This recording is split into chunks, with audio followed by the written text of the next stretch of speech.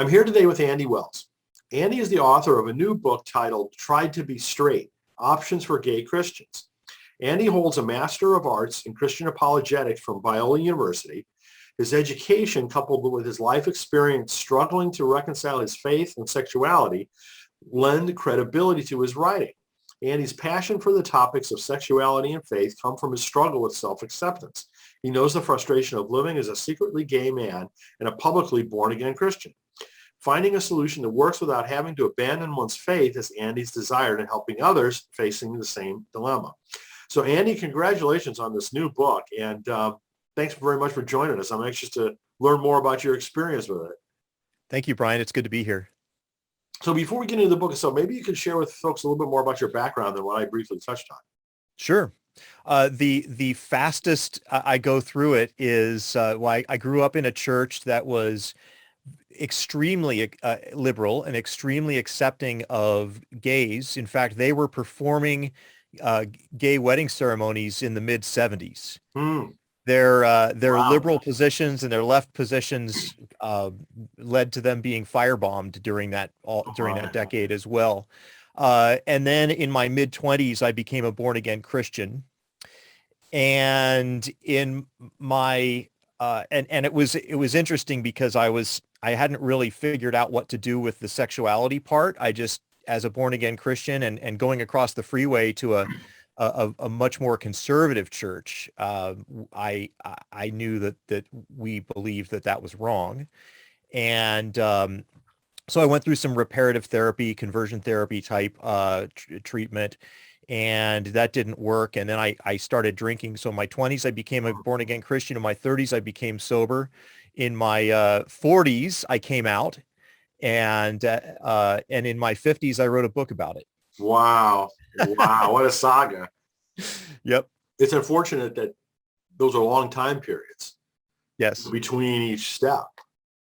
Well, I think the nice thing about writing it down and writing the lessons that I learned over those decades is that you can skip the 10 years in between each step if you'd like.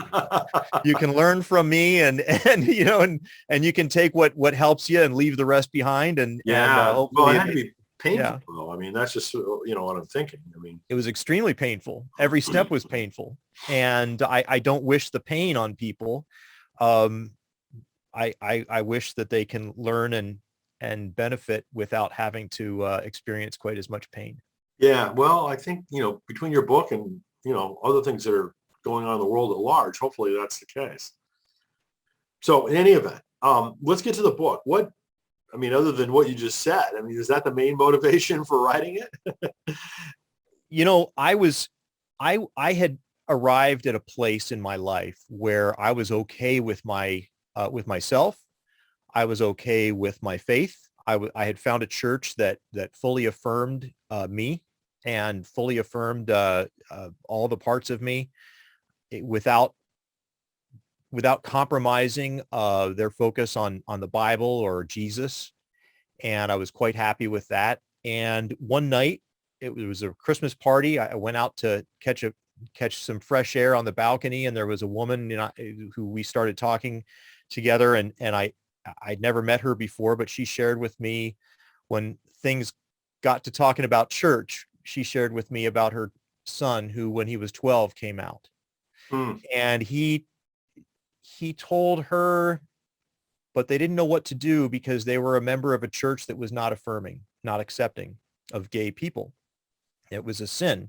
And so they weren't sure what to do. So at that point in time, her son was then 20 at the time I talked with her, and she was working with a book about celibacy. So she said some guy wrote a book about celibacy, and so that's what that's the approach we're trying right now. And I said, look, celibacy might work for that guy, and that's probably why that guy wrote a book, but it doesn't work for a lot of people. And I've tried it. I tried celibacy. And so we got to talking, and I realized during the conversation that I had a lot to bring to the table with respect to what the Bible teaches and what the Christian faith really believes with respect to the gospel and being gay and all these other things. on my way home, I thought about what it must have been like for that 12-year-old, because I came out in my 40s. You know, I had tools that a 12-year-old doesn't have. And I started crying. Hmm. It's, and so for the people who are facing this struggle and haven't gotten as far down the path as I have, maybe I could write something that would help them. And that's when I decided to write the book. Wow. Well, good for you. Good for you. How would you say it differs from other books that are, you know, similar in nature in terms of topic? Yeah, I, I would say, and other authors that would be in the category of what do you do as a Christian, and you know, people like Amber Cantorna come to mind, Mel White, of course, Right. Colby Martin, Matthew Vines, Justin Lee, and I don't have quite the sophistication and the education to talk about the original Greek and Hebrew that those folks do. But what I do is I complement it. So I have a chapter, instead of saying this is what the Bible teaches, I have a chapter on hermeneutics, which is the art and science of biblical interpretation. And so my goal is to equip people who are facing this challenge with a means to evaluate the arguments that are made by others, rather than just telling them what they need to believe. And then at the end of the chapter, I say, look, you might still believe that being gay is a sin, even after all of this. And that's fine. You need an answer. So I leave it open for each, you know, on the chapter on celibacy, I leave it open. I say, okay, I'm not a big fan of celibacy myself, and I don't practice it, but you might be. And here's some tips, and here's some authors, and here's what people have said. I'm a little bit less enthusiastic about conversion therapy as a solution, but because it has a bit more of a sordid past. I think really this book is written not to change the view of a church, not to change the view of a person, not to change, not to be a political argument or a theological argument. It's to give the individual who is making a decision about what to do with their faith and their sexuality some tools to use so that they can make it as informed as possible.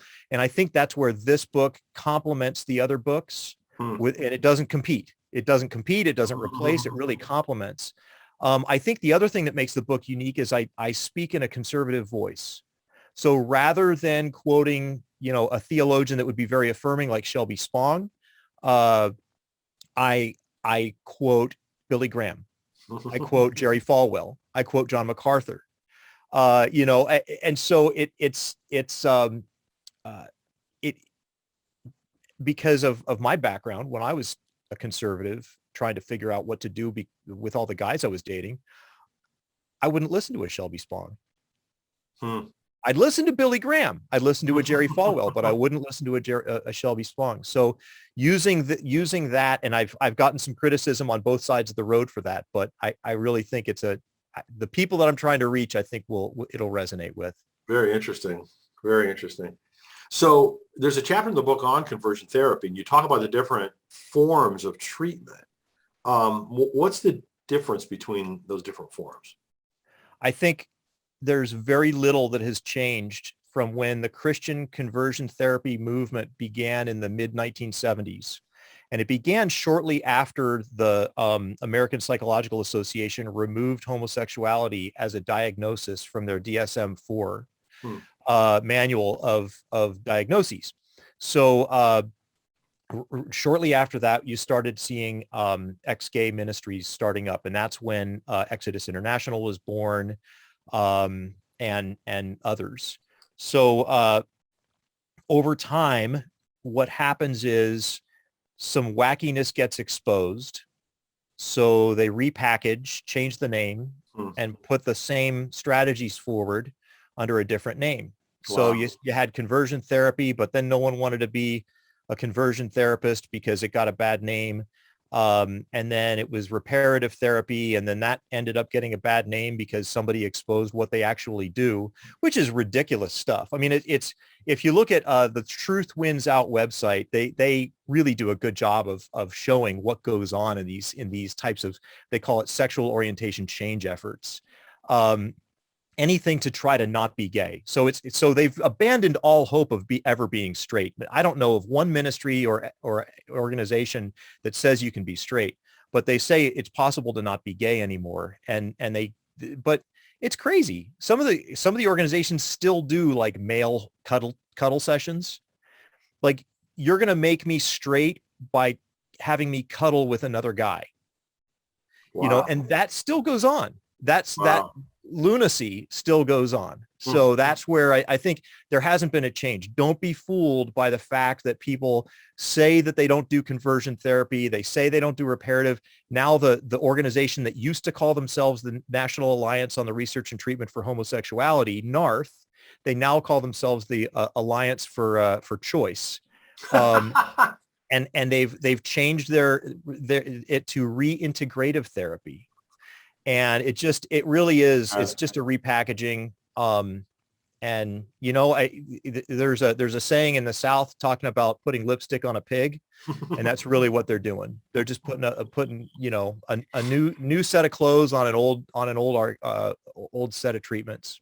One of my former bosses used to use that term, which didn't endear him everywhere, but surprisingly. Anyway, so you've studied this area obviously a lot. What would you say to people that's the most compelling argument that you found, that should convince people that it's okay to be gay and Christian? Yeah. And, first, before I go into the answer there, and it's a really good question, because a lot of people ask me, I'm doing a lot of advertising on Facebook, and a lot of the questions, so what's the bottom line? And I want to tell them, I wrote a 160-page book. That's the bottom line. You want me to put it in a paragraph? But I just use the term gay because LGBTQIAA plus, and the list keeps getting longer. And it's important that I be able to relate to people on their level with their terms, but it's also impossible. So I use the term gay. So if you're same-sex attracted, please, you just have to do a little, if you consider yourself same-sex attracted, you just have to do a little translation in your head when I use the term gay. But I just use the term gay for this all-encompassing term. And what's the most compelling argument that it's okay? The most compelling argument to me is that every single alternative option and approach that the Christian community has offered Christians who love Jesus and experience these desires has a horrifically terrible track record. I won't even call it a record of success, because even in the area of conversion therapy, it's been almost 50 years and we have no reliable study that shows any track record at all. Wow. It's unmeasurable. In 12-step programs, there have been studies that have come out that say that 5% of the people that walk into an AA meeting, Alcoholics Anonymous, make it to 5 years sober. Okay, that's a measurable result. It's abysmal, but even with a 5% measurable result, it's still a lot of people get sent there by their doctors and by the court system and all that. But think about it. That's okay, but we haven't been able to measure the success in conversion therapy. Celibacy has, people have talked about it as, we'll just be celibate. That's simple. Hey, I'm a guy and I want to date multiple women, but I don't. I control myself there. Well, the Apostle Paul said in 1 Corinthians, if you burn with passion, then go get married. Well, that's an option for everybody except for an LGBTQ person, according to the people that believe it's wrong. Well, those people, unsurprisingly, fail miserably at celibacy. Some people do great at it, but it's a very small number. So is this faith? I mean, I worship the creator of the universe. Is the creator of the universe only capable of what Alan Chambers, the former president of Exodus International, the largest, longest running ex-gay organization and ministry in the world, Alan Chambers said they had a 99.9% failure rate. 99.9% failure rate. So does my God have a 0.1% success rate when earnest people seek him? No, no. So if it does, so I don't look to what works as being true, but if it doesn't work, then your position isn't true and you ought to go back and rethink it. Very good. I never heard that line, thinking that well said before. So thank you. Thank you. So there's lots of interesting things in the book. One of them is that you mentioned Heidi Fleisch. Mm-hmm. Can you tell that story? Yeah, I was a new believer, and a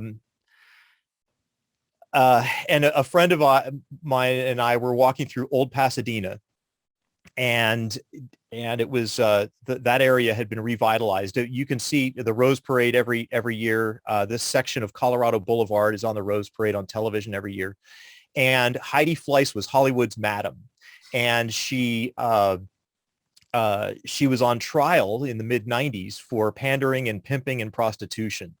And so she had set up underwear stores to sell her underwear to make money so that she could pay her legal fees, because they wouldn't let her use all the money that she made for collecting from the prostitution that she ran. And she had this little black book that, this is why she was on the news, the little black book that had all the big time Hollywood names in it, her clients. And so what would those names get released or would they not? And it was this big suspense. And so here she was one night, we go walking past and we realize that Heidi is in there behind the counter signing boxers. And so we sat in line, and instead of buying a pair of boxers, and this is not to my credit, because she was there to sell things and we were there to tell her about Jesus, but we handed her a Bible tract and said, Jesus loves you and has a wonderful plan for your life. And all the excitement that was racing through my mind as a person who hadn't dealt with his sexuality came into play while we were waiting for that opportunity. And Heidi Fleisch, I have to say, was a very gracious person and responded really gently to us. She could have said something very sharp, but she didn't. So that was to her credit. Yeah. But I open up the book with that story. I think it's a fun one. Yeah. Yeah. So Dr. Mike Rosebush wrote the foreword to the book, and he was formerly vice president of Focus on the Family. So can you tell us a little bit about him and his story? Yeah. I have come to be great friends with Mike, and and here's how it happened. In the process of getting ready to release the book, I wanted to develop a following as much as I could. And so I was writing articles on medium.com, which is a story website. You can put stories up and then people can follow you and you can follow other people. And it's been a good avenue for me. So I got a message one day from Mike Rosebush, and he wanted to ask me some questions about, and I didn't know him from anybody. So I thought, well, geez, do I have time to do a Zoom conversation with everybody that likes my writing? And then the next thought into my mind was, dude, you have one person asking for a conversation about your writing. Let's do it. So we set up a Zoom for later that afternoon, and I learned he started talking about himself, and he's a former high school and college football player, Air Force Academy graduate, graduated very highly in the Air Force Academy, former fighter pilot, F-4 Phantom fighter pilot. And I've been a pilot for a long time, so I love aviation. And so the minute he said that, I was all of a sudden I was his fanboy instead of him being mine. And then while he was flying in the Air Force, he got his PhD in counseling, and he went to work he's never done conversion therapy, but he has done therapy for Christian men who struggled with homosexuality. What got him in trouble was the fact that he spoke at a NARTH conference, and he made two statements at the beginning of his talk. He had just published a book on his techniques with, dealing with gay men, and this is what they do. He says, let's just get two assumptions.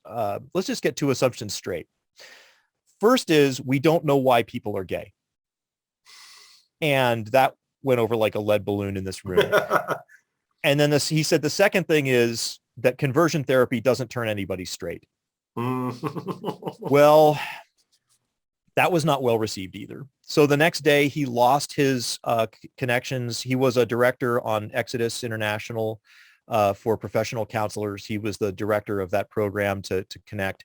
And he was also a connection at Narth. Because they believe that, you have a bad relationship with your parents. And so that's what makes you gay, or at least at the time they believed that. And they've backpedaled on all these things because they've turned out to be nonsense. But they were the operating theories of the day. So he told me that story. He told me the story about being married to his wife before he figured out that he was gay. He figured out he was gay in his mid-30s. So he stayed married to her. What impressed me about Mike was that he was given the opportunity to leave his wife on multiple occasions, and he stayed with her. And he became a widower in 2017. He's now openly gay. He's out. He's dating. He's and all the things I'm saying he's posted online. So I'm not like outing him or anything like that. He's writing on Medium now, and so I appreciate his integrity. I appreciate he is the kindest man I've met. He is so soft when it comes to just love and kindness. That when I need to, and kindness is not my biggest strength. I value it, but it's not my biggest strength. Compassion is my biggest strength. So when I need some kindness in my life, I just call him. Wonderful. Well, Yeah. Good for you. Good for him. Yeah. So you and I separately have talked about the challenges associated with Facebook marketing, and in particular when it comes to gay LGBT related issues. So what's your experience look like? So a little background that goes into my Facebook marketing. So we released the book in the beginning of September. I started the Facebook marketing about 2 weeks into September, maybe 3. I have a Facebook ads manager who put together 16 different ads in this thing called a funnel. And so you start developing relationships with people, and then you're driving them to, finally say, hey, buy my book. It's, hey, here's a good thought, and here's another good thought, and here's another good thought. And then finally it's buy my book. So with this, my target is conservative Christians. And it's hard to get conservative Christians who are secretly gay. It's hard to dial in Facebook to get those. Sure. And so I'm getting lots of conservative Christians. And so day one, my ad went out. And, now you and I both know Stan Mitchell. Mm-hmm. Stan Mitchell is a pastor in Nashville, Tennessee, who led his church to become accepting of LGBTQ people several years ago. And Stan talks about a spectrum of 1 to 10, 1 being completely in the closet, unaccepting, unaffirming, even of yourself or anyone like you, and 10 being completely out of the closet and completely fine with all of your sexuality and everything. And so on that spectrum, I'm really targeting the 1 to a 3. Wow. I'm really targeting close to that 1 to 3. So I'm getting a lot of flack. I am getting called names all day, every day. Things like false prophet, heretic. People are very nice to explain to me that I'm going to be going to hell if I don't repent and stop sinning. People suggest that I read the Bible. I have a master's degree from a Bible college, but people are, have you read this verse? It's like, yeah, I wrote a book about gays and Christians, and there's only 6 verses that are even thought to talk about it. Right. So yeah, I've read that verse. So a couple strategies came to mind. The first one was ignore them all. And so I had a long drive to think about this. And I thought, number one, I'm missing an opportunity. And number two, I'm not being respectful of the people who are taking the time to read and comment on the posts that I'm making. And so then I thought, well, how do I do this? Do I argue? Do I tell them that they're wrong? And then, and then I'm thinking about the person that's not engaged in that public conversation between this person that calls me a heretic and this person and me. And they're going to look at it. And what are they going to come away with? Oh, look, two jerks arguing, and the other person, they can think they're a jerk all day long, but if they think I'm a jerk, they're never going to touch my book. And then maybe the help and the hope that my book offers won't get delivered because I didn't show up in a way that was inviting. So what did I do? I called Mike because I needed to be kind, and kindness isn't the top of my strength list, but kindness is at the top of Mike's strength list. He has a PhD in it. So I have a master's degree in arguing to get my way, Christian apologetics, arguing that I'm right. So I called Mike and I said, you're getting a lot of flack. How are you responding? And he shared a few things with me and we just talked for about an hour, and most of it was just about other things. And I had filled up my kindness tank and I was able to go to work. And so I start every response with thanking the person for responding and taking the time. And then at the end, I also thank them again. And then if their response was at all gentle or at all gracious or at all not hateful, then I acknowledge that. I acknowledge that, hey, look, we disagree. But I really appreciate the fact that you did it in a way that was loving and kind. And then what I always try to do is I acknowledge that the view that they're espousing is what many Christians believe and that many Christians would teach. And then what I try to do is try to draw some compassion for the people I'm trying to reach. The people I'm trying to reach have tried that. The people I'm trying to reach have beaten their heads against the walls. They're earnest. They're faithful. They really do love Jesus. And the message of just don't be gay hasn't worked for them. And so now what? And that's who I'm really, and then I'll acknowledge, hey, this book probably isn't for you. It's probably not for a lot of people, but for the people it is for, I hope it offers them some hope. And so depending on what they're talking about, I really try not to go toe to toe with anybody. I try to acknowledge them and their position and then come across with something that will talk about who I really am trying to reach and why. Well, good for you. Good for you. Well, you got more ability to do that than I do. That's for sure. It's hard. I will tell you that I have to turn off Facebook notifications. So that I don't get distracted by them during the day. I have to set aside a period of time to do it, and I have to be in the right mind. And if I'm not in the right mindset, I put it off because it does drag me down. It grates on me. It gets old. Especially when it's some of these things have 50, 60, 70, 80 comments. Wow. And half of them are the same comment using a little bit different words. So it's just over and over and over. And I can't respond like I'm responding to the same person the 70th time. I have to respond each time like it's the first time. And it's not easy to do. So I just have to be easy on myself. Yeah, really. Really. Totally can see that. Goodness sakes. So where do you see taking your effort from here? I know you're still in the early stages of just having launched a book. Are you going to do more books? Are you going to do other kinds of projects or initiatives in this area? Or what are your thoughts? I would like to do another book. I'm thinking about, some feedback I got from a parent of an LGBTQ teenager was he liked what I had to say about dating and sex and relationships. And he wished I had provided more on that. And so I thought, I want to write another book. I enjoyed the process of writing. I enjoyed thinking and praying about the people who I was trying to reach with a message of love and hope. I want to keep doing that. So I think that might be my next book is And I don't know whether it'll just be relationships in general, or if I'm going to just say, how to gay it up with the Bible. I don't know, but a biblical look at relationships that aren't necessarily lauded today would be a fun project. Very cool. Well, good for you. Well, congratulations on all the work that you're doing. I mean, it's a, you're on a mission from God, you know what I mean?